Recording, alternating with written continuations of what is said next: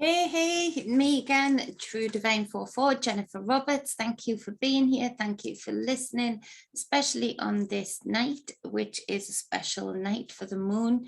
I've just been sort of thinking on the energy that we're sort of feeling come in with this moon energy, and it feels very intense and very calm at the same time, but then we'll get into that. So this is where I sort of went into meditation, moon ritual, and just let the messages flow.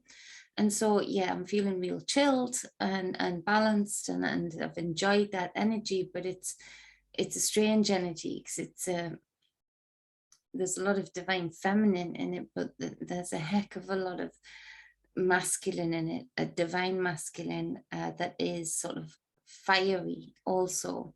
And it feels like it really does have to have an energetic balance of the two for the greatness of anyone who wants to channel this energy in that way. But what came to mind is 3 boxes, and it felt like there was these 3 boxes of time. And so what happens if we go round those boxes? And those boxes felt vast, big, fixed, but they were boxes nevertheless. There was limitations in them. There was limitations of the effect they could have on each other, and there was limitations on the effect that they could have on those that were going around said boxes and limitations. But that wasn't without feeling the energy going past these boxes that just looked like these shapes that were translucent, but there was echoes of energy coming from them, and they were the loud voices of people who have gotten themselves in a fixed mentality, even the loud voices of those who are under the illusion of a one snap awakening, and that is it, rather than the rolling process of awakening, not awakened. You know, it's awakened to some degree, but never awakened to the all, obviously. So those kinds of limitations here in the voices and energy of that, and then the very fixated in fear, and those boxes had each other's energy too, but were very definite cubes, definite cages of control. But these boxes were translucent, remember? And so again, it felt like that illusion was real strong, and there was a lot of pull to go with the crowd in whatever box, in whatever limitation you wanted to feel comfortable in, because after all, going around these boxes felt uncomfortable. There was a lot of energy pulling this way and that way, and so that finding that middle path and staying on that middle path, for sure you had to put effort into it as I'm journeying through this meditation. And so this is where, for me, it really describes the energy that this moon is bringing in. It's really bringing in an energy of the very few will make it to be able to, and I wrote in some statuses today, that be like the flower, the dandelion that cracks through the concrete, and it cracks through where 2 sides are very fixed and concreted in. It manages to crack through and stay in the middle of that crack and move upwards to seek the sun, to seek the enlightenment, to find a different way. And that's very much how it felt. And that is going to be both invigorating when you attain that middle path, no matter what is pulling you this way and what is pulling you that way. But at the same time, what's the word? Let's see, invigorating and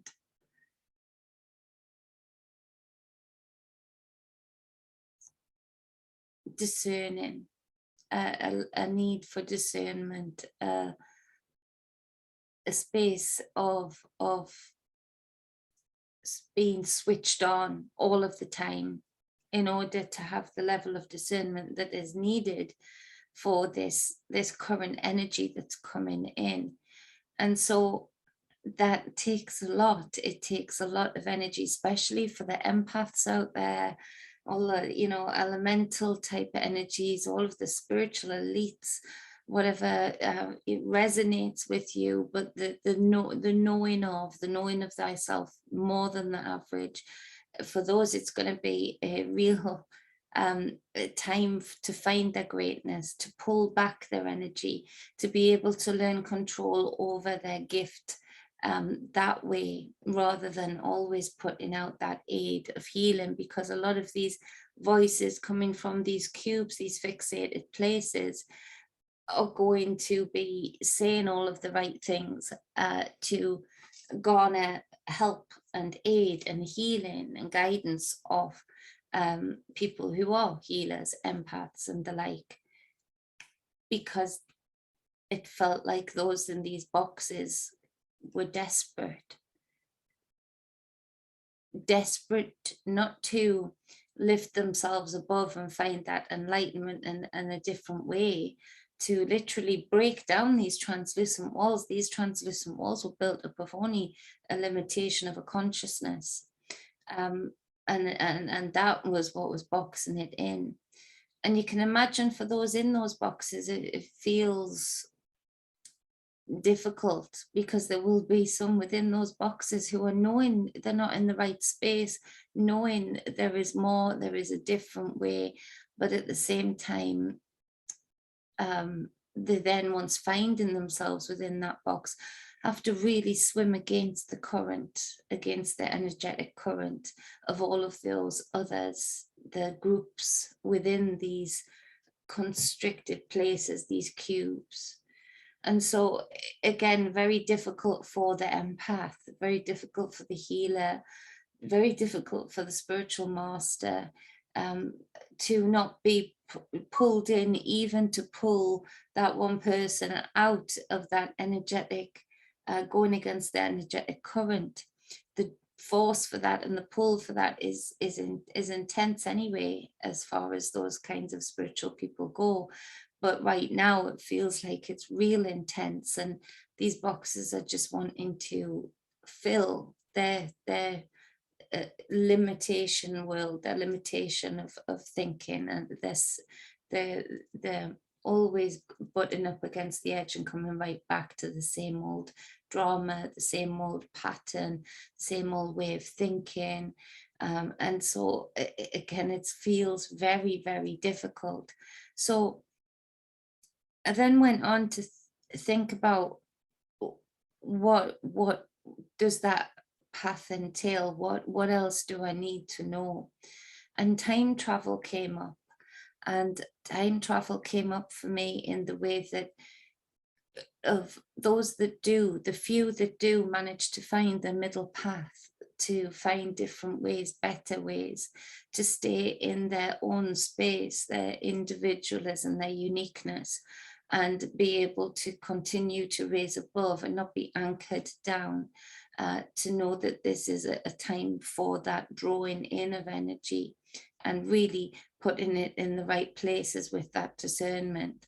It felt like we were entering in a space where we would have a responsibility to control an aspect, or not control, damage, limitation, reverse cycle, turn round backwards. And I saw myself turning round backwards to be able to deal with an aspect of time travel that has been ignored, that has been happening since the beginning. And that is being masterful enough in your own energy, having your ego in a healthy space, being just in a healthy balance all around. You can start to see how it would be very easy and sometimes invigorating, sometimes like cathartic, to not be the master in what was coming forward. And basically, I realized emotional time travel is a huge aspect that continuously repeats a cycle that is damaging, um, that is self-spawning. And it's basically where we'll put time capsules within our children that we as adults all know we deal with now.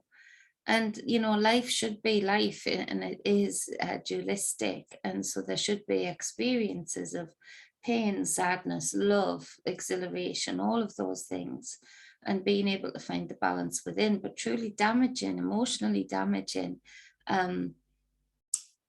mistruths, distortion that we put into our children.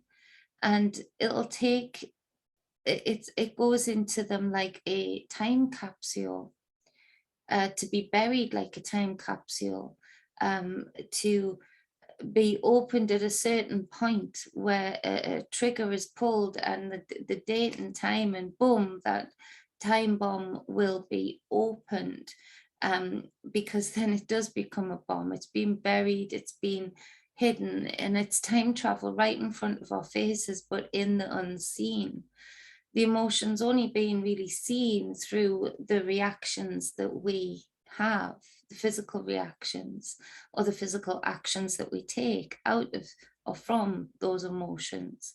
And so this will take us as these individuals that manage to find this middle path, this balanced path, to be big enough to think of the bigger picture, to reach above like that dandelion, to be able to see from that bird's eye view of, if I, for the sake of feeling better, lose my shit and you know, go to damage a family, go to damage a child, go to speak in front of a child in a way that will encapsulate a ticking time capsule that will then turn into a bomb of emotional pain. So it's going to take a lot of inner child work for these people, simultaneously to all the other things that will have to be accomplished to maintain this middle path, to speak to your own time capsules that have been put in there, to speak to your memories that are put within those time capsules in order to be of service to children, and to be of service to children in general, not just your own. And being really careful in this very chaotic energy of either side to hold those children close, to really be cognizant of what you're allowing them to absorb, because some of that's going to get buried deep, and it can either come out in a time bomb of like, this child has been encapsulated with a time capsule that is not of a disfigured notion of self, not of a self-hatred, not of an abandonment, not of all of those things, because these emotional capsules, these emotional time capsules that travel through time in the hidden within us, and then you know, come out at a certain time. And this energy really does feel like it's going to have a very vampiric, very vampirous energy. Those that are in those boxes, those that are fighting to draw other energies into those boxes, it's very toxic. In duality to those that find the middle paths and manage to go around said boxes, it's a very triggered energy. It's a very deceitful energy, because on that middle path that I've described for the spiritual masters amongst us, you know, there will be a lot fewer And on that middle path, there's a lot more to juggle, because you're doing the exact opposite. You're not fixated on one thought pattern. You're not stuck in a limited thought cycle. You're thinking about a different way. You're looking at genuine different ways of how we can protect the children, how we can protect time travel and protect the future by what we are encapsulating in them for them to bury, to emerge at any given point. So it was really a deep dive into this intuitive waters that brought about these visions, this reenactment of the energies that are going on, this walkthrough. But at the same time, there is a masculine energy, and it's that fire on the water energy again, and it's burning down. And that's one of the reasons those in these 3 boxes were very desperate, because where there is so much truth about to be unveiled, the truth will also be weaponized at the same time. So the strength and the weakness are exactly the same.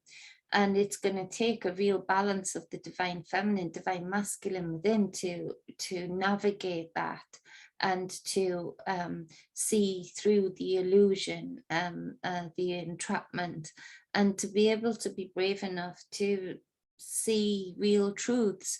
It might be for some people that you're going to have your children having, hopefully, a very frank, very shocking conversation with you. And be proud of yourself if this happens for you. Be proud that you are this nurturer that has managed to give off the very energy that allows for literal digging up of a time capsule and a repackaging of that time capsule to go forward again into the future, further forward, and still be simultaneously within the same person, so still in the past. And instead of that past that is buried within them being damaging, or instead it speaks of enlightenment, it speaks of the greater purpose, it speaks of greatness itself, it speaks of self-love. Can you imagine the difference that that will make? So if this energy is happening for you in that way, I know it's uncomfortable. I know some of those truths might be painful, but be proud of yourself that you emit that healer's energy, that you emit that balance and proportion and strength to be able to stay balanced within adversity. And so ultimately it does feel like whatever, from the micro to the macro, to the one individual, to the one child, to the groups of people, to the societies, to on and on and on, from micro to macro. It's going to be a very it's going to be a very important time to be brave enough and strong enough to take on things but not hold on to them. It's a real letting go energy of all that doesn't serve you, and it feels like the children are going to pick up on this energy a lot for me. And it's an opportunity, although it might be uncomfortable, it's actually an opportunity to literally change the course of the future by being really cognizant of how we handle whatever time capsule is coming up for that child that needs to be opened, and this energy is drawing it out to be opened, if that makes sense. So it was really intense. But it was really still at the same time, and that is the observant energy, the diligent and observant, for sure. Because some of the truths are going to be very difficult, and with those, some of the, on the other side, those truths being weaponized, it feels like there is a lot of extreme energy in those that fill either side of the crack that that dandelion's going out of, that are filled in those cubes and those boxes. It's toxic. But then those energies that are going around those boxes, that are going above and staying in that middle path, staying in that middle ground, and not projecting out too much energy, but inverting that energy source, like really, really holding yourself. It feels like such a exhilarating ride. It feels like a nod to self, to say, I wouldn't be here in this middle path if I wasn't what I've always known myself to be deep down, if I wasn't called to literally be a part of breaking through this veil of illusion that has acted like a dome over us, you know, because the lead consciousness, the percentage of consciousness that is willing to just go round and round and round in the same drama cyclically, the same belief systems, then, you know, it's difficult, but you're here and you're doing it, and you're doing it well. There's a song like that, isn't there? So it's actually that nod to self energy. It is actually that Medal of Honor. It's that, you know, privileged position. And so it's very and for those that are ready, and those that can stay balanced in the midst of truths, even hard truths, truths that shatter the reality of those around them, you know, that is an exhilarating feeling. That is yeah, but it's not without being emotionally balanced, because it's not without its destruction on those that are on the extreme sides of anything, in the extreme cubes and the extreme ways of thinking. So it's a time to be very careful. It's a time to be very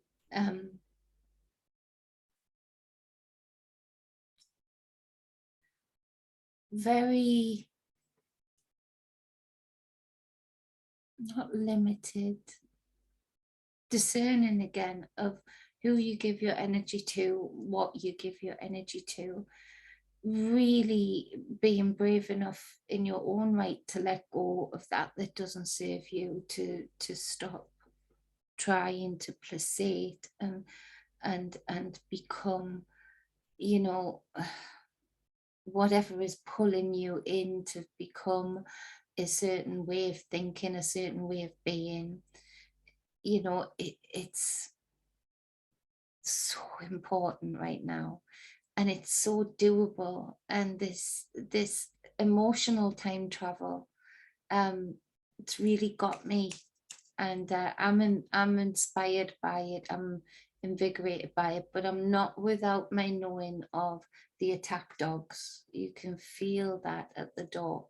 And so, you know, leave a comment, you know, give your advice, give your 2 pennies of how you feel about the energy that's coming in, how you feel about what's been said in this video, and also how you're maybe, you know, proposing right now, because it feels like I'm still pondering on, okay, so how do I deal with this energies, these energies that are coming in.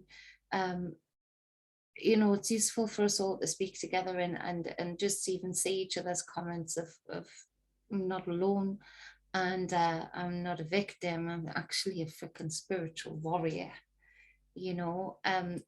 Pump each other up and keep each other, you know, up there in frequency, because that's important, because it's strain. What's found in this middle path, though, I feel, is such a purity of love and appreciation. The egos that are reaching out past that concrete are balanced and inspiring, and this is a reason that a lot of our paths have been very much you can see how planned it's been, of how so many people, still very few, but so many people have connected and made those strong bonds of, we know each other. We've either known each other before, we can just read each other's energies, and there's a bond. And so that's really strong as well. And that's really a beautiful thing. I've cut a lot off over the last 4 or 5 days in particular. And I'm at a point of peace where I couldn't give a fuck what anybody thinks.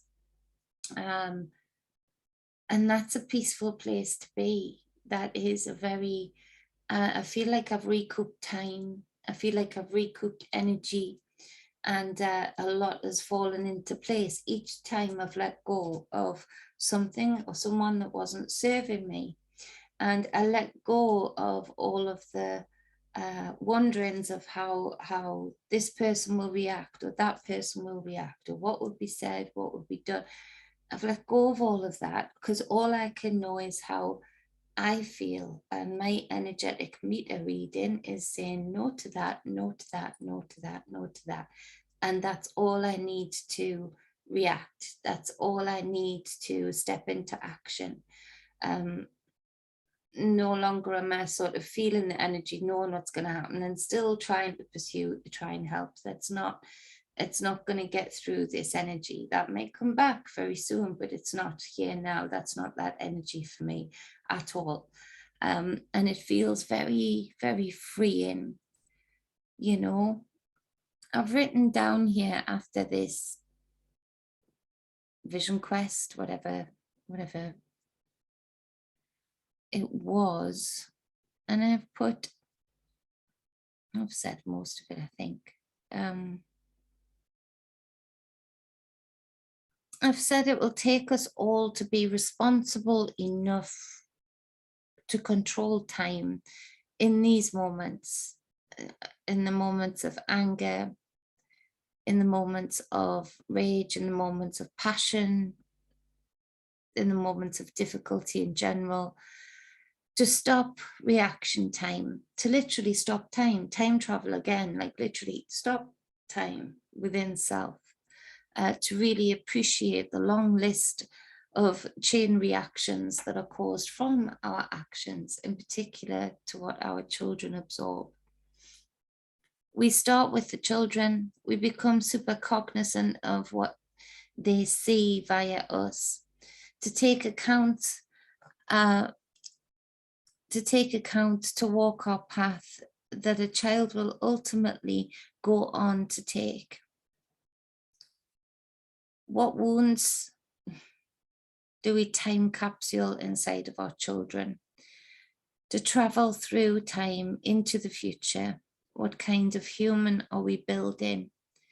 The emotional wounds are like the invisible building blocks of life, the chemicals, the minerals, the compounds. They are only seen when put under a microscopic view, or when mixed with a reactor of some sort, or when they imbalance our body and we have the physical symptoms. That's only when they are really seen, and still not really seen.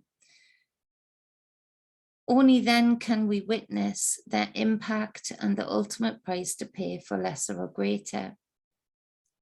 How many emotional imbalances are we building in our children to sit there unnoticed, like the time capsules, buried deep, unseen, traveling through the course of time, waiting to be opened, waiting to be seen? So that is the energy that I picked up on when I went into the meditation for tonight's moon. And that's where I'm sitting. This is what helped me get to the no fucks given zone. In that it was when I saw the importance of this, the responsibility of this. And because I'm a realist as well, and that, you know, life happens. There are going to be emotional wounds caused, and they can be good building blocks if they are dealt with correctly. And if they are the types of wounds that only go to build a child's own level of self-control, rather than them seeing a lack of control in an adult, and therefore having an imbalanced view of what self-control is. So life happens and life should. Some of my worst experiences have ended up being some of my best teaching moments.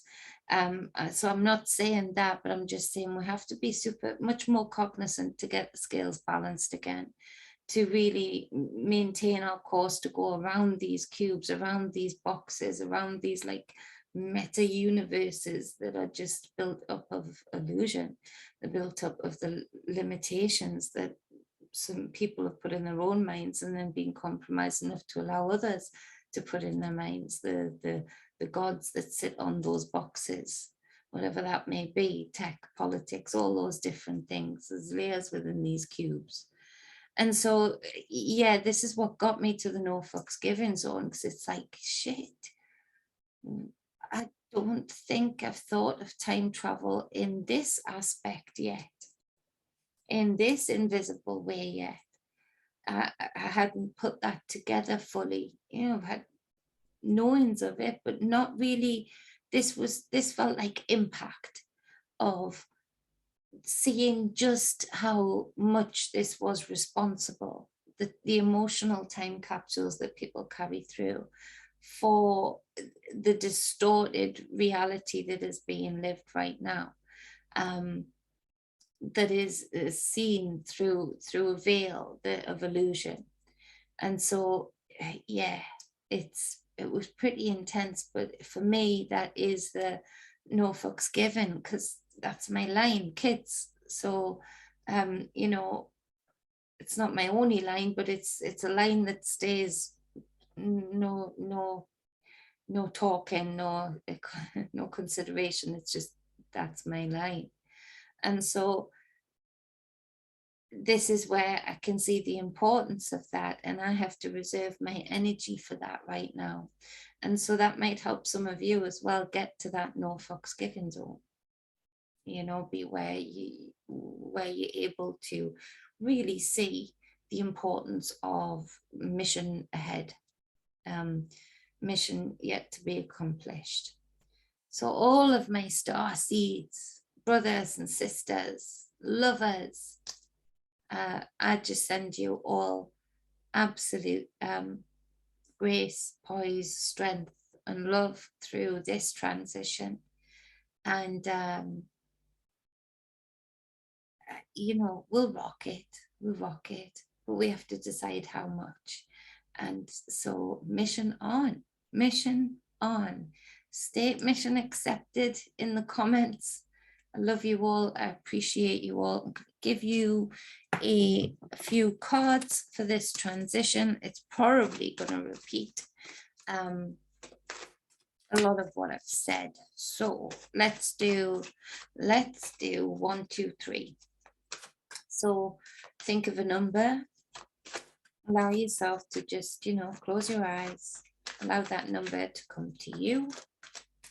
Subconscious will tell you the number 1, 2, or 3. So got 1, and the advice will be for you whatever number you've chosen. 2, 2, 2, 2, 2.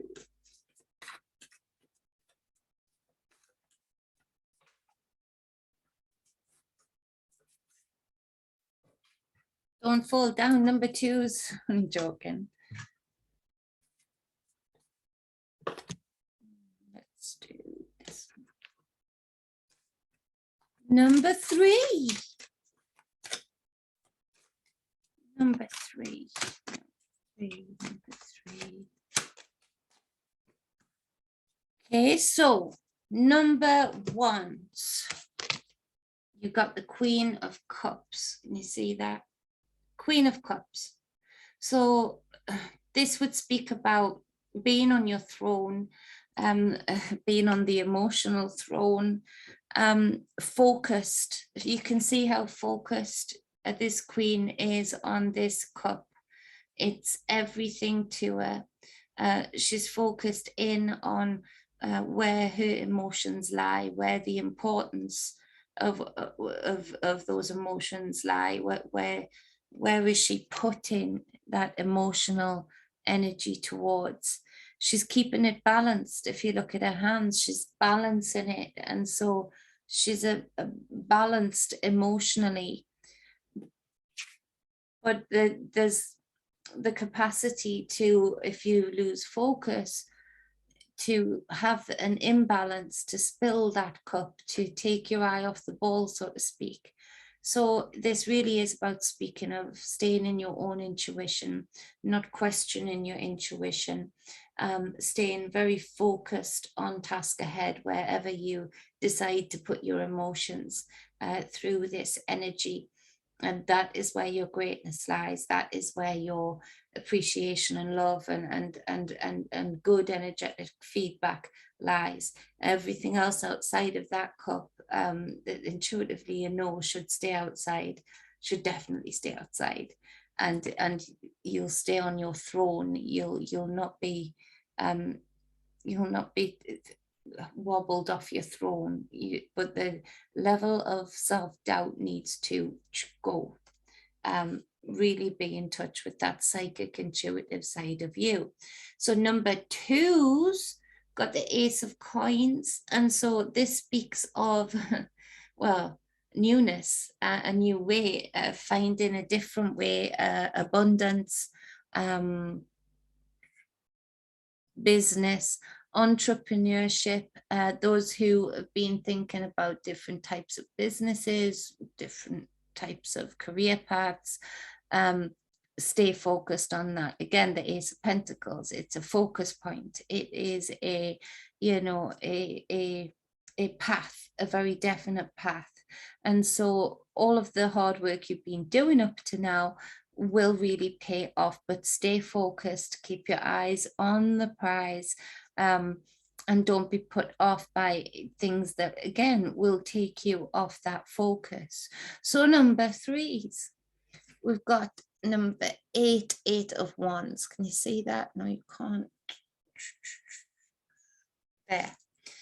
So 8 of Wands, it's speaking to the hidden messages that are flying through spirit, through guides, through self, really being in connection to that infinite, to the feeling of the infinite, to the layers of different moments in time, realities, and these messages are coming through thick and fast. And this would also speak to messages in your reality, because it feels like you've been having these messages in spirit for a very long time.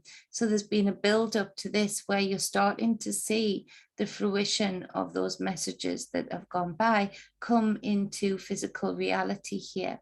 And so some of you number threes might be seeing like apparitions. Some of you number threes might be seeing sort of flits in the corner of your eye, which is interesting. There's been a lot more,